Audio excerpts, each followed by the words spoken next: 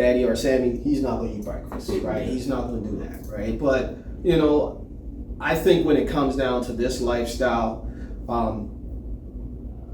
you can get people interested by being the example, right? You can't force it on them. They see it, they see the results, they start to ask questions, they become interested, and then guess what? You feed them the information the same way the information was fed to me, and then you take that information and you do what you may with that information. I can only show you what it has done for me, and there's plenty of research and information out there that you can look up to show that, hey, this is the way to go. Yeah. The fast way is the way to go. So that's one of those situations where it's like you can't push people to change. Right. But if you set the example and they open their mind, you can pull them along. Right. Yeah. But you have, like you say, you got to be the example to pull them along. Right. You know what I mean? If you're not the example, you can't push anybody to do anything because it's like, exactly. Right. Like, but I don't see this in you. So come on, man. Yeah. Come on, Craig. Yeah. I say, be the change. Be the change you want to see. Yeah, and leave the light on.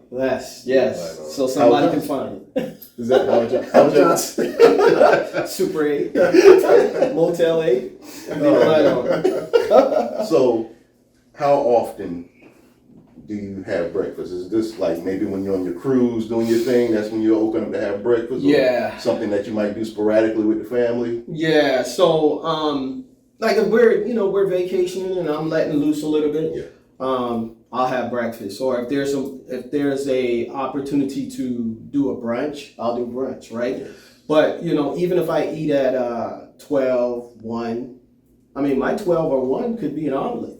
Yeah. Right? Yeah. So it's not that I don't enjoy the breakfast food. I just sometimes I enjoy that at different times. That's right. Push it on back. You know what I'm saying? Because, I mean, who doesn't like an omelet? Yeah, man, that's right. Looky here.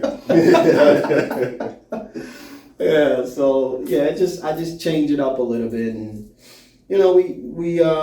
we figure it out. And I don't try to sacrifice anything with the family, but I just try to make sure I make healthy choices, and the timing is a part of that. So that's right, man. Yeah. So that's health. Yes. Go ahead. You got I was just about to say, make that segue to leave. Yeah. So let's segue to just self-development, self-improvement. You talk about discipline. Health is a piece of it. Weight is a part of health. Yeah. But it's thinking holistically about just overall well-being. So what does that mean for you when you think about just self-care, self-discipline, self-development? Are those important to you? How important are they? Yeah, those are so self-help and development is extremely important to me. Simply because I always say if you're not in the right state of mind, right? If you're not there where you need to be mentally, how can you help anyone else? Right? Take care of yourself so you can take care of everyone else. Right? And I think a lot of times we spend a lot of times caring for others without that self-care, and it throws us off our game. Right? So one of the things I talk about a lot, especially as a leader for almost 20 years, or 20 plus years in corporate America, is I always tell people to really make sure they're taking care of self. No one is going to care more about you than you care about yourself. That's right. So as a leader, that's very important to me, right? And I always tell people, take your vacations, right? You earned it. It's a part of the job, right? It's for you to rest, relax, reset, and come back, right? You can't do anything for anyone moving at 60% capacity. I'd rather you recharge your entire battery, come back, so that you can give your whole self back to what we're doing, right? And one of the things I always say, right, have that, I think people like to talk about work-life balance. Is there truly work-life balance? I don't believe so, right? man. I don't believe so. You're doing one or the other. Ask the question. So you got to flip it on its head. you got to talk about work-life integration. Mm-hmm. How do you integrate the two together?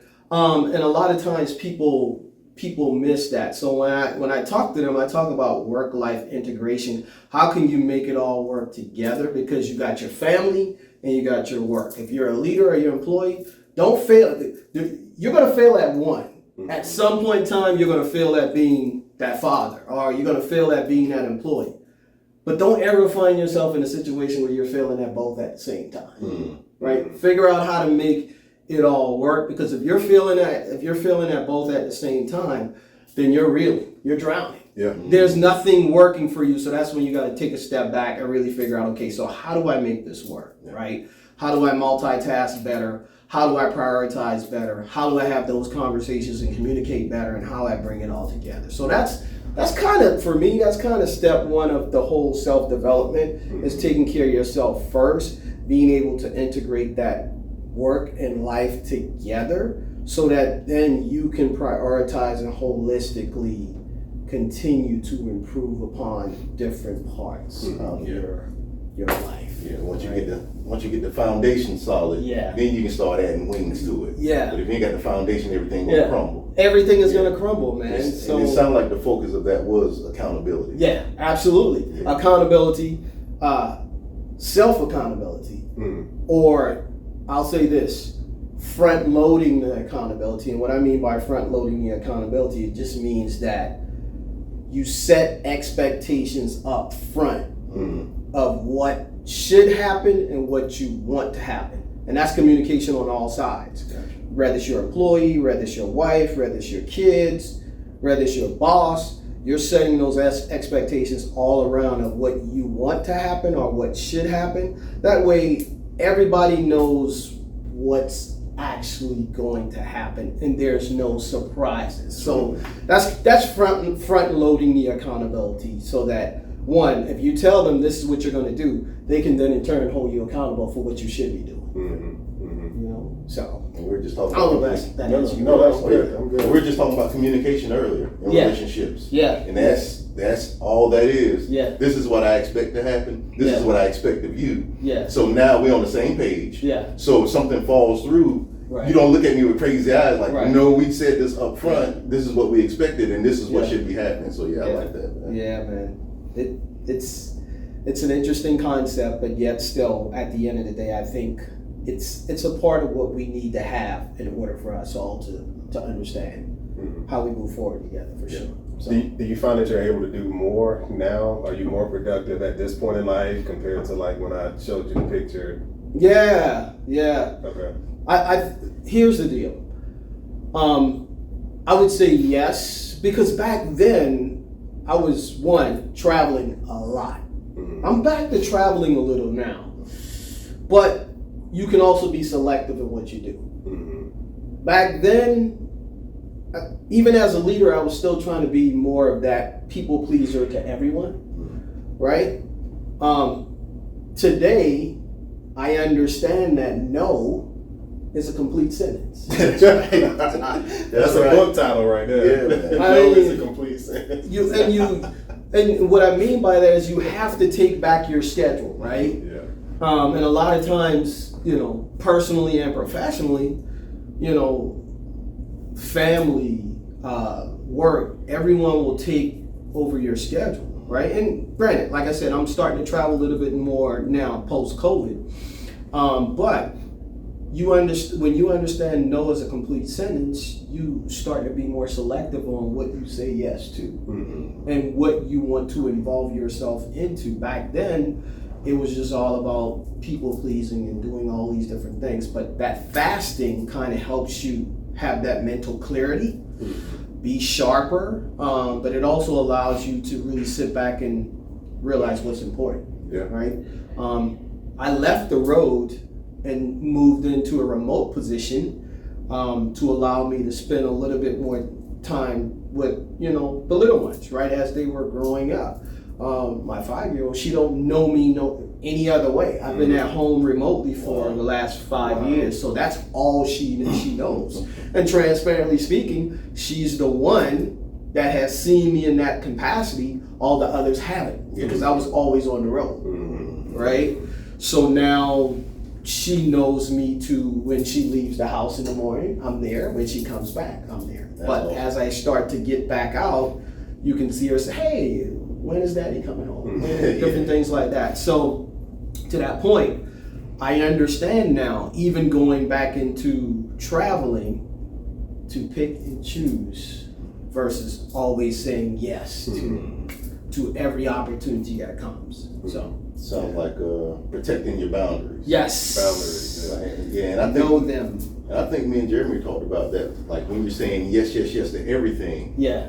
I mean, ultimately, you're saying no to the people back at home because Absolutely. now you spend up all your energy and all your resources Yeah. for everybody else. Yeah. And now I'm depleted when I get back home. Right. That's good. Right. And to that point, relationships are a two-way street. Yeah. Right. Oh yeah. And you know, either you're making deposits or you're making withdrawals. That's right. Right. And you know, and it works like currency.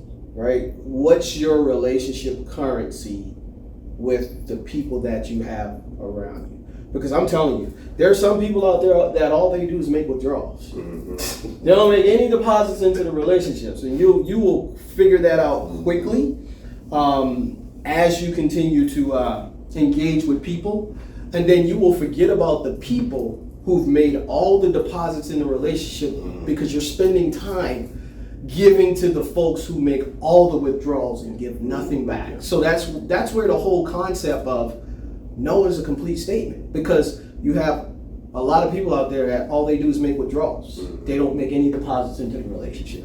So yeah. Those are people that drain you.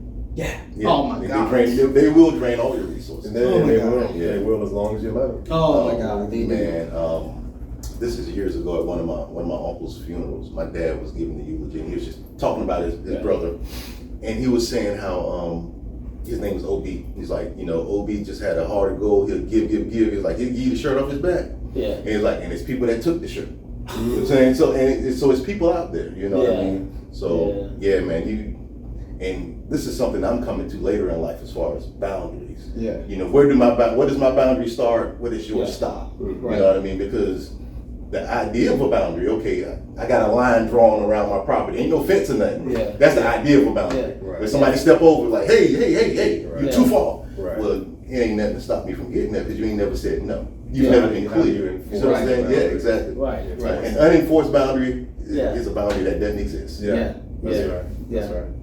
Yeah. We're all men of multiple children. Yeah. Yeah. How do you find, we know it's important to take care of yourself.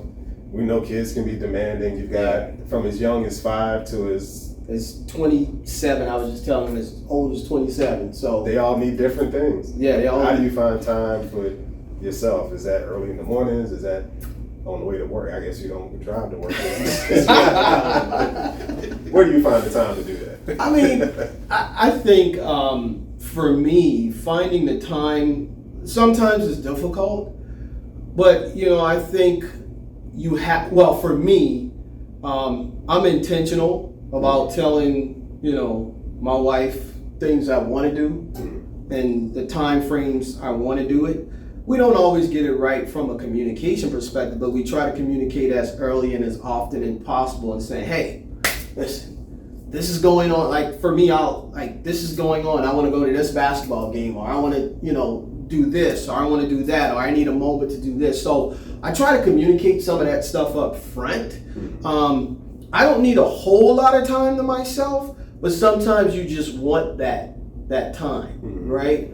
Because if you don't get that time to yourself and you just run over a long period of time, you'll find yourself suffering silently and, trying to figure out, how do I get a moment to relax? Because, and I'll say this, as Black men, we're expected not to show that vulnerability, right? We're expected to be strong because that's all the time how we were raised, right? And that's where that whole silent depression, or what do they call it? High functioning depression happens, where you're able to just get it done and make it work and power through. So for me, I find moments in